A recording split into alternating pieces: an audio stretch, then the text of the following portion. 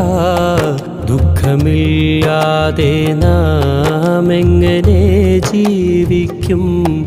അറ്റമില്ലാതെ കണ്ണുനീർ പൊഴിക്കും. ദുഃഖമില്ലാതെ നാം എങ്ങനെ ജീവിക്കും? അറ്റമില്ലാതെ കണ്ണുനീർ പൊഴിക്കും. ഒന്നും മിണ്ടാതെ